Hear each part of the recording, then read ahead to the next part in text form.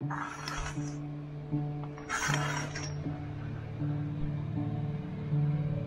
time to go from the Punch Bowl Inn. It's a good place,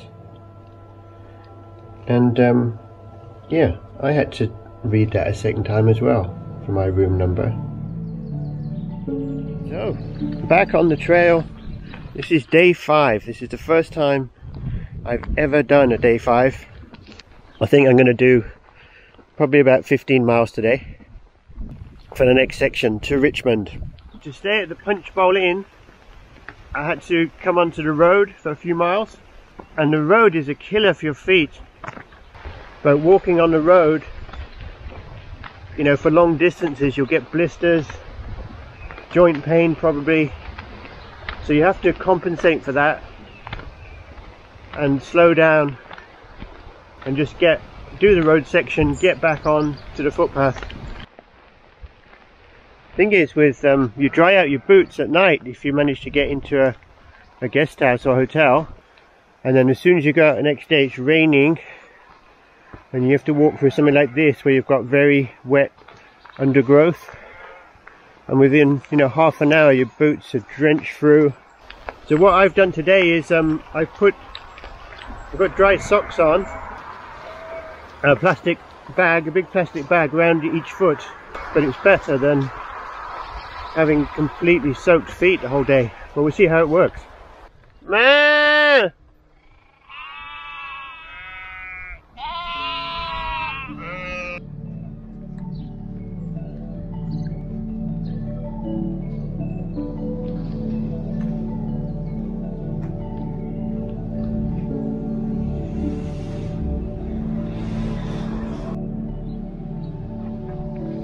So this is Reith. Nice little village, but I'm not going to hang around. I've got my cake, I've got my Cornish pasty, I'm all set for my lunch, and it's going to be a bit brighter.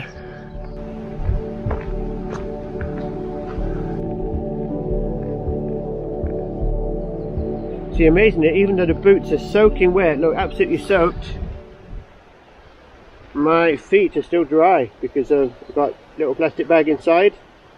So I'm just going to air them a little bit. So what did I get from the bakery in Reith? Beautiful old-fashioned bakery. I showed you what it looked like when I went in. Some gingerbread. Look at that. Ginger cake. I can't remember the name. It's a special name. We've got a beautiful Cornish pasty for lunch. I'm going to enjoy this.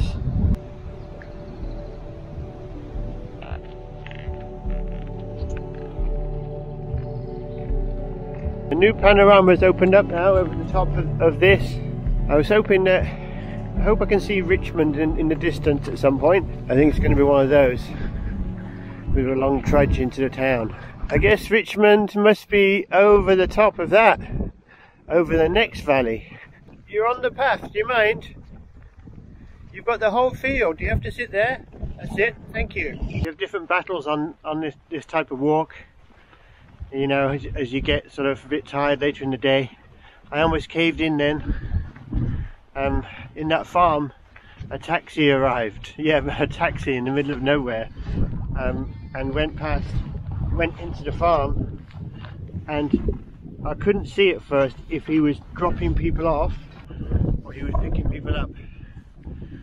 So I have to confess to you, it went through my mind, if he's dropping people off and he's going to go to the farm and then he's going to come back empty, very tempting just to have said, oh, can you give me a lift back to Richmond? He came back and he was full of people, so that temptation was taken away, and I'm still on the trail.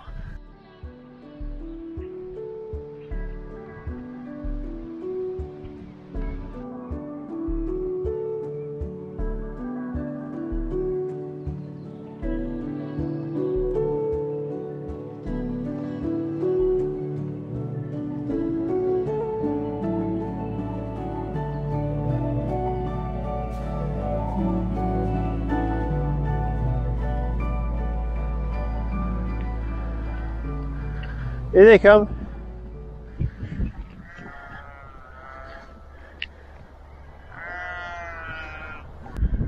Got no food left. Go on. Go on. Go on. Go on. Go on. So you can see the low road towards Richmond down there, and the River Swale. Been walking down, following River Swale all the way for the last, how many miles? I know, 20 miles? More. 25 miles. And this is like a high road that takes me into Richmond.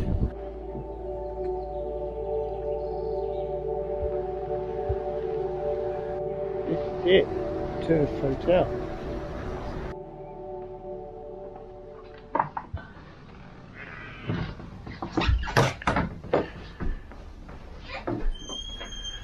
It's cozy, isn't it?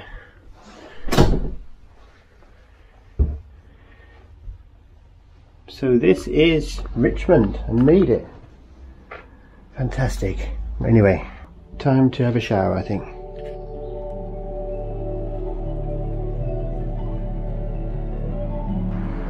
Good morning, day 6. And off I go, 7:30. You can't hang around for breakfast, can you? You know, breakfast is at 9. Slight detour. I missed the footpath and now I'm making my way back to it. But look at this lovely woodland here. Smells brilliant with this wild garlic everywhere. Back on the footpath now. It's always so reassuring to get back on the path.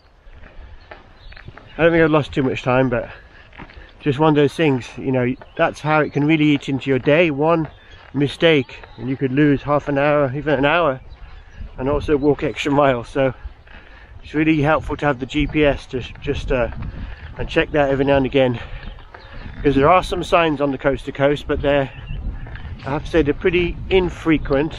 Yeah, so I've got the coast to coast guidebook with the route marked out on it, but without the GPS on the OS app to actually pinpoint my location, I would struggle. I tell you, I'll be lost. It would not be easy.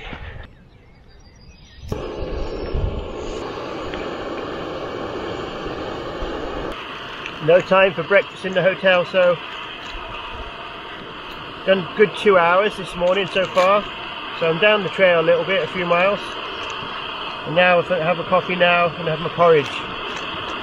It always starts to rain when you do something like this.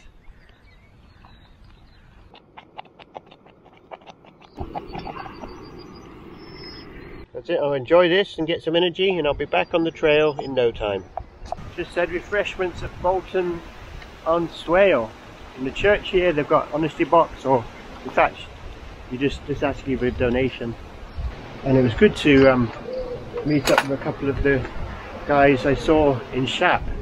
They're the ones who actually let me have that pod, so that was funny. So they let me use the pod. They were going to have one each, and then they had a double pod, so thanks for that. It's funny, those guys, you think they'd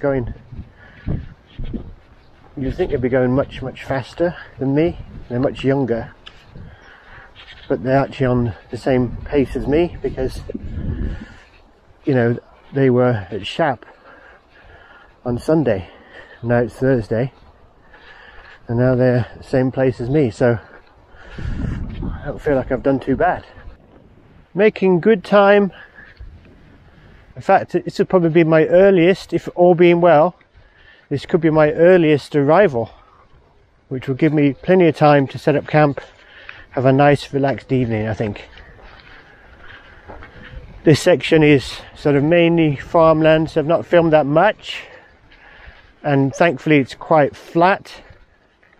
So it'll be 14 miles, which is still a reasonable distance, and but I'm going to get into the campsite at Dansby Whisk. A lot of people are pushing on doing 23 miles today, and I've decided against that. I'll explain a bit more a bit later. Yeah, it's going to be a good night camping tonight in the landlord's garden. I called him last night at the pub. There's one pub in this village, so camping in a garden. For me, I've realised the reasonable mileage is 15 miles a day, a consistent 15 miles. Sometimes it can be more elevation, other times not, but that seems to work without pushing myself too much. The other thing is, I realized if I'm going to push the 20 miles, 25 miles, just with my pace, then I really would have to walk every day, at least 12 hours, and probably a bit more than that, allowing for breaks, because I'll probably have more breaks. So I would rather do 15 miles, which is still a challenge for me, and at least have some time for my body to rest and recuperate. So as you can see, I managed to get into the garden of the White Swan in Dansby, Whisk, and I've got the whole garden, landlord's garden, to myself, I think, tonight, which is nice. Just had a wonderful meal, the best steak pie you could dream of, and a sticky toffee pudding, really nice. So it's been a really good day. That was another 14 miles today. That means on this trip I've done 90 miles. 6 days, that's the longest I've ever done. 6 days consecutively, hiking and camping where I could, and staying wherever I could, in some hotels, as you've seen. So it's amazing that now, with this 90 miles and what I did last time, that means I've done 130 miles of the coast to coast path, leaving another 60 miles to go. To do the remaining 60 miles in 3 days and then rush back to work, and also having to get the train back on Sunday, is going to be too difficult. So what I've decided to do is to leave it here and head back tomorrow. There's another reason for this, and the reason is because at Northallerton station, which is literally 3.5 miles away, I can get a train back to London on the East Coast main line in just over 2 hours. So I could be home very quickly to King's Cross and then get home from there. So, and that means that I can come back again, possibly in September when all the crowds die down over the summer, and maybe do the final 60 miles of the coast to coast. I didn't really expect to finish the coast to coast this time. I know how difficult it is, and I didn't expect that I would complete the whole thing in the time I have. But I am happy that I've completed the Yorkshire Dales section, and now there's just the Yorkshire Moors section to go. I didn't expect to do the coast to coast just all together, but what I was hoping to do this year was to actually walk the whole coast to coast footpath, which hopefully I will do. And it has been a challenge. Everybody's got different levels and different fitness and what they can actually do. I'll share some more on this at some other point, but you have to listen to your body, and you have to do what you can do, preserve your energy and preserve your fitness, and that's really what I've done on this trip. I have no blisters, I've got no injuries, feel good, and I'll just look forward to coming back here next time. But meanwhile, tonight, it's a perfect night here for finally a camp. Haven't had too many camps because of the weather and bits and pieces, and it's not that easy to camp everywhere on the coast to coast, as I found out. But we've got a nice sunset. So I mean, thanks so much for coming along on this. Maybe you always think you'd like to go a bit further, a bit faster, but really I've tried to enjoy the journey, and not really, I didn't want to push it so hard that it was just such a slog that I couldn't enjoy it. So I really enjoyed it. I've learned so much, and I think now is a fitting time to end this trip and look to the future. It's always a bit sad in a way finishing something, but I haven't really finished. I'm coming back and I'll finish it in a few months' time. So thanks so much everybody for the support on this. Really appreciate you watching and coming along. I really appreciate you coming along on this journey. So thanks for watching. I'll see you next time. Bye for now.